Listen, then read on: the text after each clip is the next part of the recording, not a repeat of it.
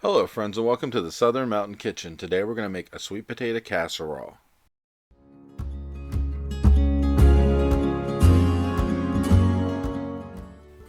So everything you see on my counter are the ingredients we're going to use to make the sweet potato casserole, plus the topping that's going to go on top of the casserole after it's baked for a while. Now mind you, when you're selecting the sweet potatoes you're going to use for this, you can use 4 large sweet potatoes or possibly 5 if you got medium. There's actually 5 on my counter, but you can't really tell it by looking at it because there's one underneath of all the others. And also, I'm doing something a little non-traditional with this. I'm swapping out the nuts that generally go on the topping of this and adding in walnuts instead of the regular. So just keep that in mind. If you want to use a different kind of nut, you are more than welcome to do so. So what we're going to do is we're going to take our sweet potatoes and we're going to start taking off the skin from them, cutting off any brown parts they have, because we're going to actually cut these into cubes, which we're going to boil to cook them before we actually even start using them. So just go ahead, take your sweet potato, and just with a paring knife, just go ahead and just take that outer edge off. It's really not that hard to remove. It's just a little harder than a regular potato, and just go ahead and just cut through it until you get it completely off. Now, when you're peeling off the skin of a sweet potato, sometimes underneath you're going to see there are brown spots. Go ahead and cut them off as much as you can. It's just one of those things where as you're peeling, you're going to find out where on the inside there are spots on these. You're just going to have to get rid of them. But once you get them completely peeled and we have all of the outer skin off of it, what we're going to do is take and cut the potato into slices, and we're going to cut it down into cubes from that. So that way when they go into the water, they're already cut up, cubed, and ready to go for later on when we're getting ready to make the casserole. So just go ahead and slice it, do it like anywhere from a ½ inch or whatever, and just cut through. And then we're going to take these, flip them on their side, cut down the middle of it, and then cut these into cubes that are going into the water to be cooked. And we're going to do this for all our potatoes. So go ahead and just slice away. If you spot anything brown along the way inside the potato, go ahead and get rid of it. And once they're all cut up and ready to go, then we're going to transfer them to water. But until we get them all cut up, just keep looking for those brown spots.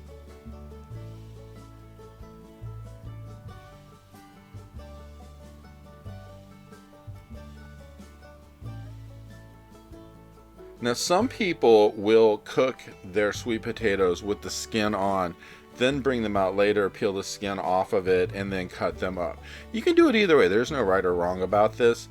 However, I always do it this way just for the fact that I don't want to burn my fingers trying to cut up sweet potato, because they say, yeah, bring them out, let them cool for a little bit, then cut them up. Well, if you're in a hurry and you're cooking, sometimes you don't have a lot of time to let them just sit. So sometimes it's a little easier to do it this way. It's your choice however you want to do it. It's your own choice of how you want to cook them or how you want it done. The basic thing we're trying to get done in this part of the process is to get them actually to a point where they're ready to be used in the casserole. So if you want to do them the way with the actual skins on and boil them, it's more than your choice. You can go ahead and go for that. Just in the end, once they are done and cooked, they're going to have to be cut up and then used in the casserole.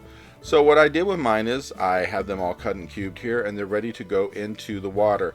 So we're going to get water going. We're going to get boiling here and put these in. You want to make sure that when you put them in, then they're going to float. But if you put them in, there's enough water to cover them as they're cooking, because we don't want it to be a situation where they don't actually cook evenly. So get them into the water, get them down in there. I'm going to put a lid on my pot and let it boil. And the thing with doing this, you boil them for maybe 10 to 12 minutes, and you're going to test them with a fork, and then you know if it's fork tender, because if your fork will go through a piece of the sweet potato, that probably means it's cooked enough to use. And as you can see with mine, the fork went through. You just need to see how easy your fork goes through. If it goes through very easily, you know you're done. If you can barely get that fork in, it's not done. So once they're done, we're going to take them and put them into a bowl, which we are adding a ½ cup of sugar. Then we're going to add 1 teaspoon of salt. We're going to add a teaspoon of vanilla extract. And then we're going to add in a half a cup of melted butter. Now once this is in, we're going to go ahead and mix this up a little bit with our mixer. I'm using a hand mixer on this before the eggs go into it, just to get it going before everything's added to the bowl. So if you want to mix it down a little bit to where you've gotten everything into the bowl, go ahead and do that. I was just trying to get this off of my spatula before I keep going. And then once it's starting to get mixed with the mixer, then you can add in the 2 large eggs at any point you feel you're ready. I just wanted to break this up a little before I threw the eggs into it. Now anytime through here that you want to, you can preheat your oven to 375 degrees because you're going to bake this for 25 minutes, bring it out, put a topping on it, and then put it back in the oven for another 15 minutes. So at any point you want to preheat, go ahead and do it, but it is 375 degrees and the first initial bake is for 25 minutes. And once we get the 25 minutes down, then we bring it back and we put the topping on and then put it back in the oven for 15 minutes more. Just keep that in mind as we're working this. So you're going to go ahead with your mixer and go completely through this bowl side to side all over the place. It might take a little bit to break these up, just because even if they're cooked, they're still going to have to be broken up and pulverized as you're going. So just keep mixing it until you feel you got a good consistency and there are no huge lumps. Now once you're done with that, we're going to take a baking dish. I think mine was like an 8x8 or something like that. Spray it with some non-stick cooking spray, and then we're going to pour our whole batter mixture into this, because this is all of the sweet potatoes and all the other stuff we added to it. And we're gonna scrape the bowl, get it in there, get it ready to go. Just making sure it's smooth on top once you get everything in, and then pop it into the oven.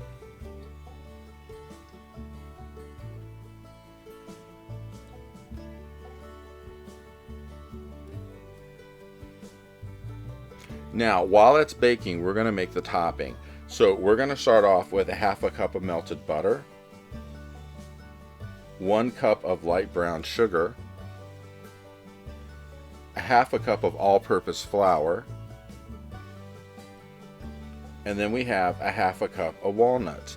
And we're going to use a fork to mix this up because that way you can move through the walnuts, move through everything else, and really get it mixed well. And you don't have to risk, if you were using a mixer, you would chop the walnuts to bits, and we don't want to do that. We want to keep them kind of solid. So go ahead and mix it until it's completely mixed through, and it's going to be a little liquidy when it's done. It's not going to be overly, it's going to just be like a batter, which we are going to pour over top of the sweet potatoes when they come out of the oven after 25 minutes.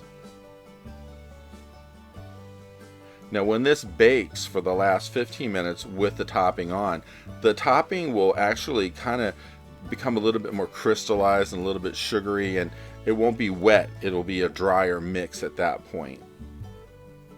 So now we brought ours back out of the oven and it's been 25 minutes. So here goes the topping on it. And you just need to get that completely over the top and spread out. And this has a really sweet taste to it, and it really works with the nuts. It just kind of kicks in there with the sweet potatoes and makes this amazing flavor. And once that's done, it's going back in the oven for 15 minutes. When it comes back, it looks something like this. And this is such a great addition to any table, being a holiday, Thanksgiving, Christmas, or every day. I hope you liked this video. If you did, please like and subscribe. And if you get a chance, check out my cookbooks, which are available in bookstores worldwide. The first is about everyday cooking. The second is all about baking. Have a great day.